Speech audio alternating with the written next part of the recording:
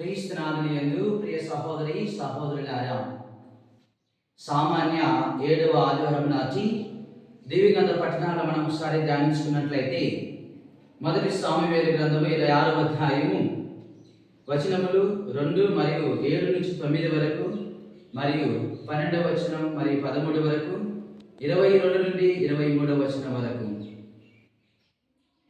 రెండవ పఠనము పునీత పౌలు గారు కొరింథీయులకు రాసినటువంటి మొదటి లేఖ 15వ అధ్యాయము 45వ వచనం నుండి 49 వరకు, మరియు సువిశేష పఠనము లూకా సువార్త 6వ అధ్యాయము 27 నుండి 38 వరకు పవిత్ర వచనములు.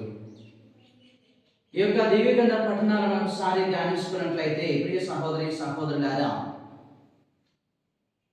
తండ్రి దేవుడు క్రీస్తు ప్రభు సైతం కూడా శత్రువులను ప్రేమించమని చెప్తూ ఉన్నారు. ఏ విధముగా అయితే దేవాదేవుడు తన శత్రువులను ప్రేమించమని సెలవిస్తూ ఉన్నారు, మన జీవితంలో కూడా నిత్యము కూడా శత్రువులను ప్రేమించడానికి ప్రార్థన అనుభూతిని కలిగి జీవించాలని ప్రభు మనకు సెలవిస్తున్నాడు. ప్రియ సహోదరి సహోదరులారా, మన అందరి జీవితంలో మనము ప్రార్థన ఏ విధంగా కలిగి జీవించాలంటే, ఈ ప్రార్థన కలిగిన ప్రతి విశ్వాసులు కూడా క్షమాపణ కలిగి జీవిస్తారు. అందుకే దావీదు చంపదగినటువంటి శత్రువు చేతికి దొరికినా కానీ మొదటి పట్టణంలో వదిలివేస్తూ ఉన్నాడు, క్షమించుస్తూ ఉన్నాడు, దయ చూపిస్తూ ఉన్నాడు, జాలిని చూపిస్తూ ఉన్నాడు. ప్రియ సహోదరి సహోదరులారా, అలాంటి గొప్ప దేవుడు ఈరోజు ఇదిగో మనందరికీ కూడా సెలవిస్తూ ఉన్నాడు. ఈ యొక్క 7వ ఆదివార సామాన్య దివ్యగ్రంథ పఠనాలతో ఇదిగో ప్రియ బిడ్డలారా, మీరు కూడా క్షమాగుణం కలిగి జీవించండి అని ప్రభు సెలవిస్తూ ఉన్నారు. శత్రువులను ప్రేమించండి, ప్రార్థనలో ఒకటిగా ప్రభువుతో ఏకమైనప్పుడు నేను మీతో ఉంటానని ప్రభు సెలవిస్తూ ఉన్నాను.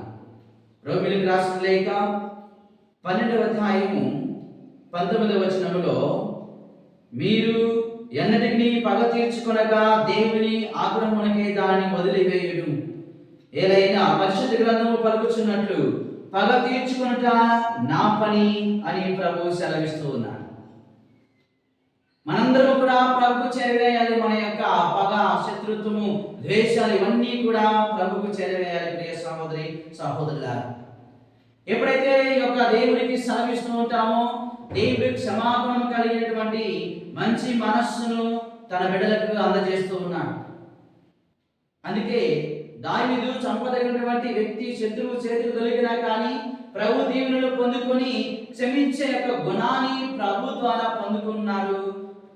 ఆ యొక్క సౌలును క్షమించి వేస్తూ ఉన్నాడు.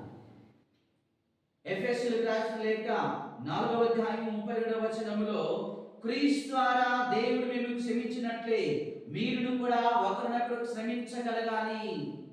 ఆ దేవుడు మిమ్మల్ని క్షమించిన రీతిగా, ఆ దేవుడు మీ పైన చూపిన జాలిని, కరుణను, అదే జాలి, అదే కరుణ, అదే క్షమాపణ మీ జీవితంలో పొందుపరుచుకోవాలని పౌలు మహర్షి సెలవిస్తూ ఉన్నారు. ప్రియ దేవుని బిడ్డలారా, మనం ఎప్పుడైతే ఈ యొక్క దేవుడిని మనము ఇదిగో ఈ రూపంలో మనం వెతుకుతూ ఉంటామో, ఆయన క్షమాపణము మనకు కనబరుస్తూ ఉంటారు. ప్రియ సహోదరి సహోదరులారా, అందుకే కీర్తనకారుడు కూడా ఈ రీతిగా సెలవిస్తూ ఉన్నాడు, శత్రువులను సైతము ప్రేమించుమి అన్నావట.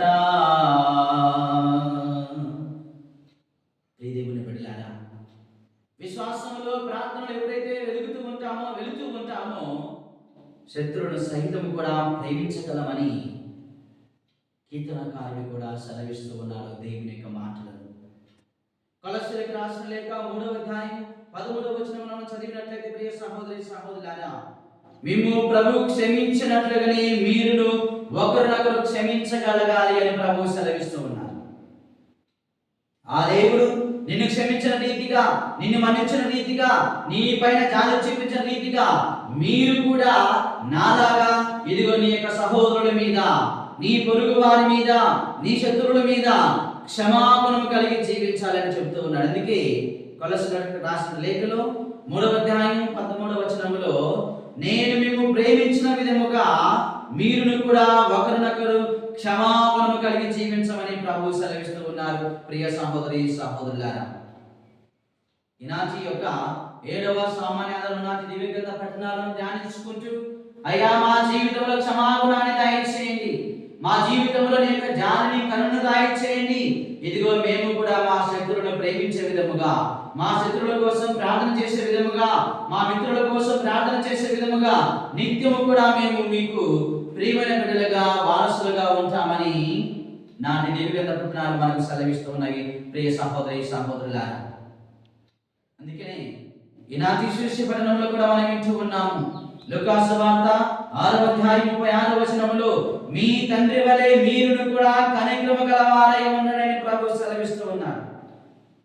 ఆ యేసు ప్రభు చూపించిన కనికరము, ఆ దయ, ఆ జాలి కూడా మనందరము కూడా కలిగి జీవించాలని క్రీస్తు ప్రభు నాటి శీర్ష పఠనం ద్వారా మనకు వ్యక్తపరుస్తూ ఉన్నారు, సెలవిస్తూ ఉన్నారు. ప్రియ సహోదరి సహోదరులారా, శత్రువులను ప్రేమించండి, శత్రువుల కోసం ప్రార్థించండి, దైవ అనుగ్రహాలను పొందుకొని ఇదిగో దేవుడి యొక్క కనికరము, ప్రేమ, జాలి మనపైన, మన కుటుంబాల మీద దేవాదేవుడు కనబరుస్తూ ఉన్నాడని ఈనాటి ఈ యొక్క 7వ సామాన్య నాటి దేవి గ్రంథ పఠనాలు మనకు సెలవిస్తూ ఉన్నవి.